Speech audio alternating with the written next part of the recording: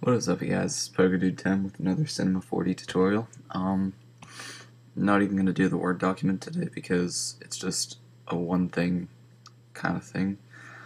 I'm just going to do one thing and teach how to do it. It's an intro and it's going to have some different elements that I haven't showed you yet. There's going to be something called a spline effector, a sound effector, then we're going to work with a circle, and we're going to work with a cloner. I don't know if I've done cloners, but I might have. So here we go. So what we're gonna do, we're gonna make our dimensions 1280 by 720. There we go. So then what we're gonna do is we're gonna get a cube like this. We're gonna take that cube. What we're gonna do is we're gonna make it really thin. Just like that. So you got your rectangular prism now, and there we go. So now what we're going to do is we're going to go to this one, we're going to go to circle. You can also do this with an arc, but I prefer circle. So you're going to go to the plane, you're going to go to XZ, so it's like that. Change the radius up, back out a little bit. So then what you're going to do is you're going to click on your circle, go to MoGraph, Effector, then you're going to go to Spline. In the spline, what you're going to do is you're going to click on this thing, you're going to click on your circle. That way your circle shows up in your spline. So there you go. Now what you're going to do is you're going to go to, you're going to click on your cube, go to a cloner, you're going to drag your cube into your cloner. There you go. Now, you're going to go to your effectors, you're going to drag your spline in there. There you go. So this is the effect you want. You want to have the cloner go around your circle. So, there's many uses for these. What you have to do is you just have to make one of these just like the circle. And you can take the circle, you can put a extrude NURBS on it, even. Boom. And once you render it, it's like that. So that's how you make shapes, but that's not really what I want to do, so I'm not going to. There. Now, what we're going to do is we're going to go to our cloner, go to our object, and we're going to bring our count up. So, there. So we have our count right there. Boom.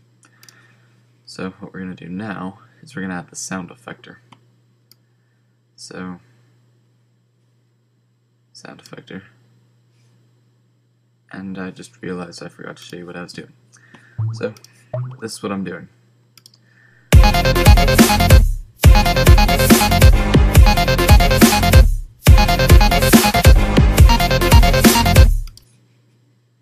You get the point.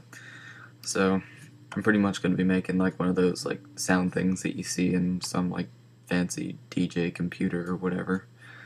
I don't know, but so now what we're going to do is we're going to go to our sound, we're going to click on this thing right here, and we're going to select a song that we want. But what you have to do is you have to make sure it's in a .wav format, and it has to be either 8-bit or 16-bit. It can't be 24-bit, it can't be a MP3, MP4, anything like that. It has to be a WAV. So you're going to click open. So there's my song there. So, anyways, what we're going to do is we're going to drag this up to 296, sure. Now, we're going to go to our cloner again. We're going to drag our sound effector in here. So watch this. Now as you can see, it's only moving as one piece. So we're going to go to our sound effector. We're going to go to apply mode and change to step. Now it's not moving that much, so you go to parameter, turn the position off, turn the scale on, you go to your Y, and you move it up. So that should be good. Now, what you're going to want to do now is create a floor this makes it so you don't see the bottom and it just looks better. I'm going to drag this up. There you go.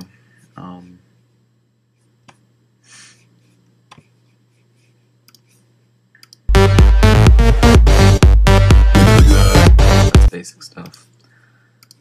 New material, black.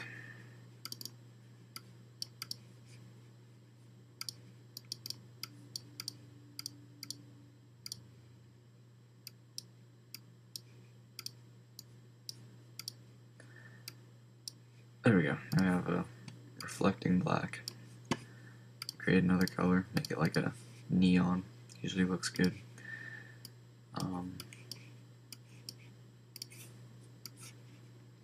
There you go for the cubes.